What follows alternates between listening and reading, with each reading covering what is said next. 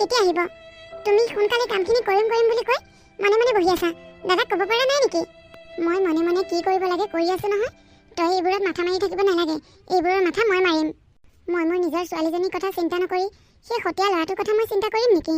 কোম্পানীটো তোৰ নামত আহিবই লাগিব, যিকোনো উপায়ে। যি কৰা সোনকালে কৰা। মই কিন্তু আৰু বেছিদিন দাদাৰ তলত কাম কৰিব নোৱাৰোঁ। মা, আজি দুপৰীয়া কি বনাওঁ? বোৱাৰী, তুমি ইয়াত কি কৰি আছাহি? তাৰমানে আমাৰ কথাবোৰ মনে মনে শুনি আছাহি? নাই মা, মই আপোনালোকৰ কথা শুনি থকা নাই। মই খালি আপোনাক সুধিবলৈহে আহিছিলোঁ দুপৰীয়া কি বনাম বুলি। অঁ, শুনি নাথাকিবা। শুনি নথকাটোৱে ভাল। মই তোমাক কালি কি কৈছিলোঁ, পাহৰিলা নেকি? কি কৈছিলা মা? কিয়? তোমাক যে বিয়াত দিছিলোঁ গহনাখিনি মোৰ হাতত দিবা বুলি কোৱা নাছিলোঁ জানো? সেইখিনি গহনা মই আপোনাক কিয় দিম মা? সেইখিনি মোক বিয়াত দিছে। সেইখিনি মোৰ বস্তু। মই কেনেকৈ ৰাখিব লাগে ভালদৰে জানো। শুনিলা মা, বৈ তোমাৰ লগত কেনেকৈ মুখে মুখে তৰ্ক কৰিছে? ঐ, তই কাৰ লগত মুখে মুখে তৰ্ক কৰিছ হা? সেইবোৰ গহনা মই তোক মানুহক দেখাইহে দিছিলোঁ, একেবাৰে দিয়া নাই। আকৌ মোক গহনাখিনি ভালে ভালে ঘূৰাই দিবি। দুখীয়া ঘৰৰ পৰা আহিছে যে গহনা পাতি কেতিয়াবা দেখি পালেহে সেইবোৰ তোমাক কিয় ঘূৰাই দিব? এতিয়া ৰাণীৰ দৰে থাকিবলৈ পাইছে যে সেইকাৰণে তোমাক গহনাখিনি ঘূৰাই নিদিয়ে আকৌ। দুখীয়া ঘৰৰ পৰা আহিলেও মোক মা দেউতাই সকলো সা সম্পত্তি দি বিয়া দিছে। মোক যে মোৰ মা দেউতাই যৌতুকত সা সম্পত্তি দি খেদাইছে, সেইবোৰ কি আমাৰ ঘৰলৈ ঘূৰাই পঠিয়াব নেকি? আপোনালোকে দিয়া গহনাখিনি যে মই আপোনালোকক ঘূৰাই দিব লাগে? বোৱাৰী, মইনো তোমাক কি বেয়া কথাটো ক'লোঁ? তোমাৰ গহনাখিনি নিৰাপদে সামৰি থ'বলৈহে মই খুজিছিলোঁ। মইতো তোমাক তোমাৰ গহনাখিনি একেবাৰে লাগে বুলি কোৱা নাই। মইতো তোমাক সেইখিনি বিয়াত দিছোঁৱেই। মই জানো দিয়া বস্তুখিনি আকৌ ঘূৰাই ল'ম?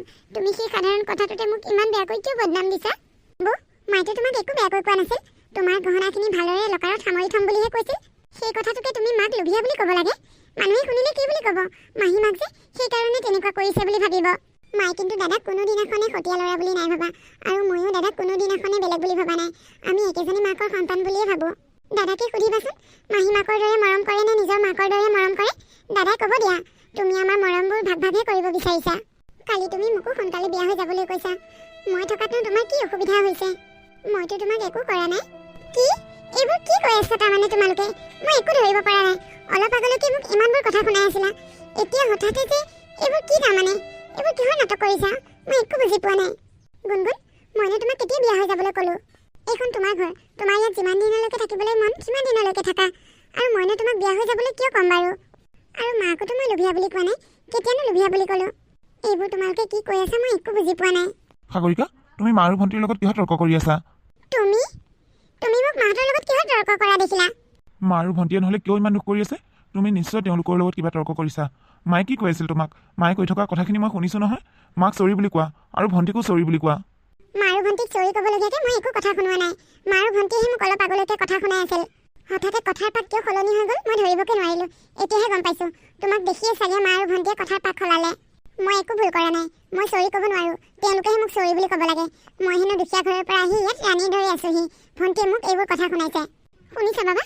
নিজেই শুনিছা নহয় এতিয়া তাই কেনেকৈ তৰ্ক কৰে?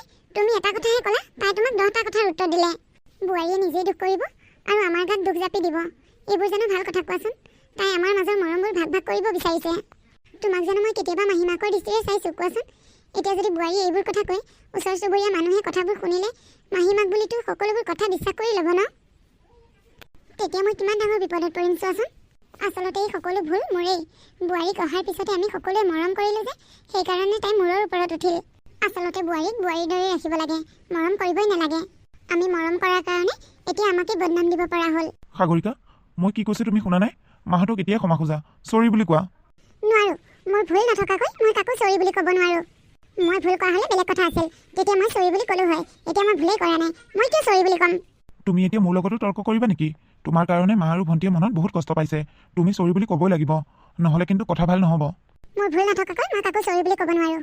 আৰু ৰ'বাচোন, তুমি যে মা ভণ্টি বুলি কৈ আছা, তুমি কি বুলি ভাবিছা? মা আৰু ভণ্টিয়ে তোমাক সঁচাকৈ ভাল পায় বুলি ভাবিছা নেকি? এইবোৰ চব মানুহক দেখাই কৰা মৰম। তোমাৰ মা আৰু মৰমৰ ভণ্টিয়ে তোমাক অকণো ভাল নাপায়। তুমি ঘৰত থাকিলে এইবোৰ চব নাটক কৰি থাকে। তুমি যোৱাৰ পিছতে তেওঁলোকে মোক কিমান কথা শুনাই কিমান কথা কয় সেইবোৰ মই জানো। এই মিছা মৰমবোৰ দেখি তুমি সঁচা বুলি ভাবা। তেওঁলোকৰ আচল ৰূপটো তুমি দেখাই নাই। ইমান যদি ক্ষমা খুজিবলৈ মন গৈছে তুমিয়ে খোজা, মই নোৱাৰোঁ।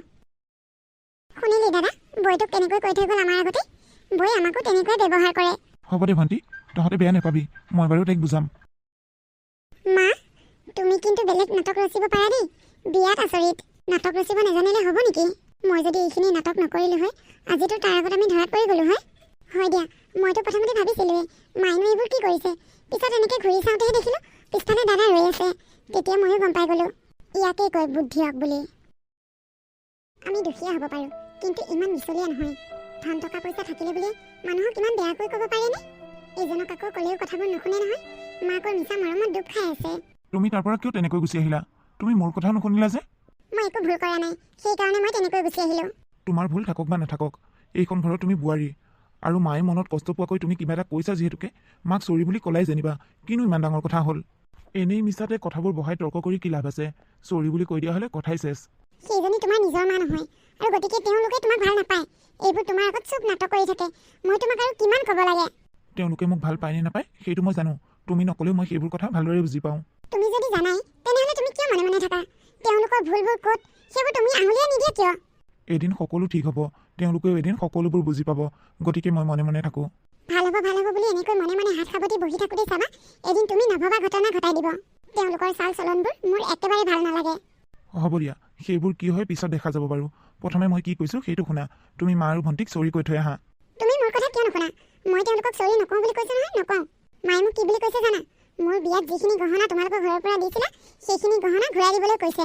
সেইবোৰ গহনা হেনো মোক দিয়া নাই, মানুহে বেয়া বুলি ক'ব বুলি মানুহক দেখাই পেলাইহে দিছিলে। এতিয়া মোক খুজিছে, মই আকৌ সেইখিনি গহনা তেওঁলোকক কিয় দিম? খুজিলে বুলিয়ে দিমনে? ময়োতো ঘৰৰ পৰা যৌতুকীয়া সম্পত্তি বহুত আনিছোঁ, সেইখিনি সম্পত্তি নহ'লে ঘূৰাই দিবলৈ কওঁ। মই তোমাৰ কথা বুজিছোঁ, তুমিওতো মোৰ কথা বুজা।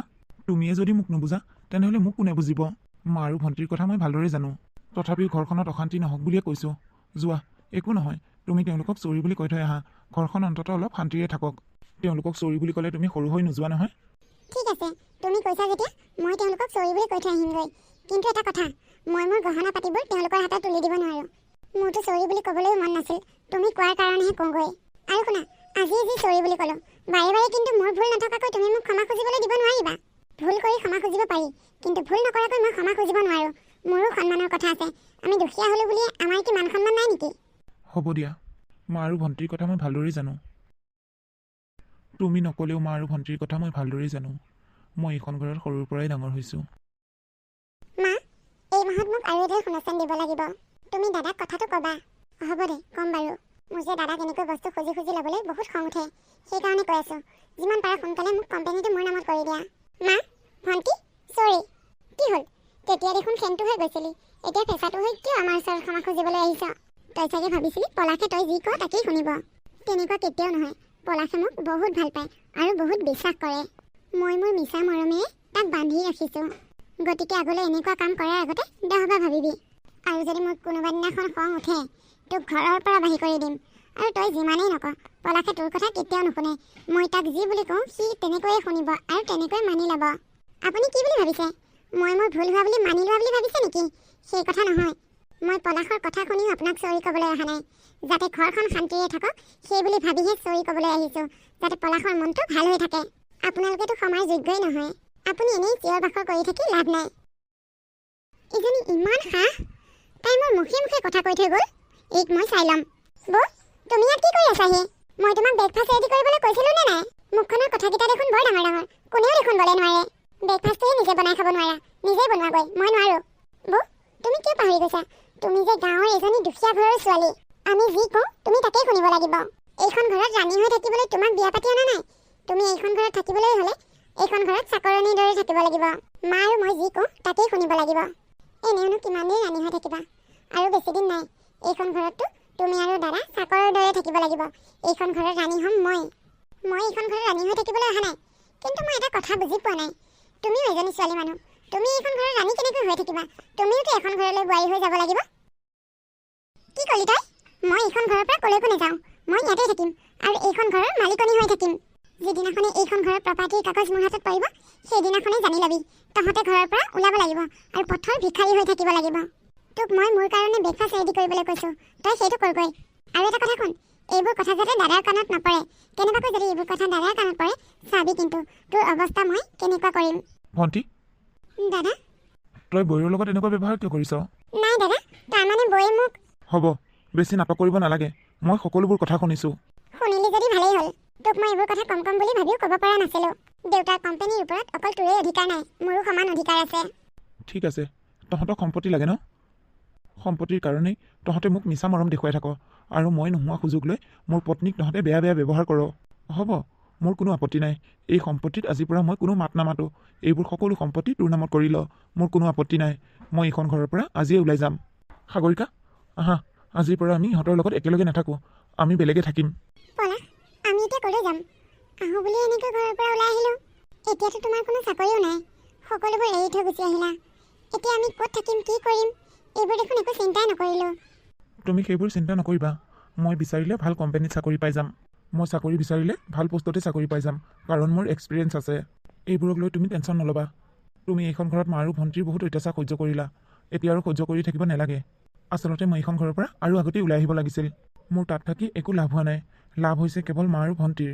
মই কোম্পানীটো বহুত ওপৰলৈ উঠাই নিলোঁ। এতিয়া সকলোবোৰ ভণ্টিক এৰি দি থৈ গুচি আহিবলগীয়া হ'ল। কিন্তু আমি এতিয়া ক'লৈ যাম?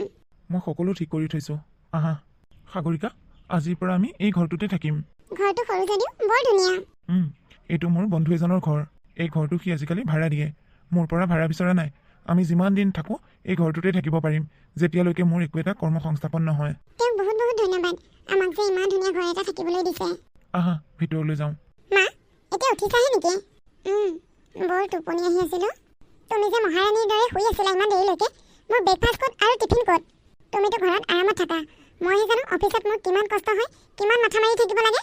আৰামত বহি বহি খাবলৈ পাইছা যে সময়মতে মোৰ যোগাখিনিও কৰি দিব নোৱাৰা। তোমাক এনেই ঘৰত খুৱাই বুৱাই ৰাখি আছোঁ মই। মাজনী, তই তোৰ মাৰৰ লগত এনেকৈ কথা পাতিছ যে? মইতো তোৰ চাকৰ নহয় ন? চাকৰ নহয় কি? তুমি কি কৰা? মই এটা কোম্পানী চম্ভালি আছোঁ। তোমাৰতো ইনকাম বুলিবলৈ 1 টকাও নাই। যিমান ইনকাম কৰিছোঁ সকলোবোৰ মই কৰিছোঁ। কিন্তু এইবোৰ সম্ভৱ হ'ল কাৰ কাৰণে? এইবোৰতো চব মোৰ কাৰণেই হৈছে ন? নহ'লেতো গোটেই ঘৰৰ সা সম্পত্তিবোৰ দুটা ভাগ হ'ল হয়।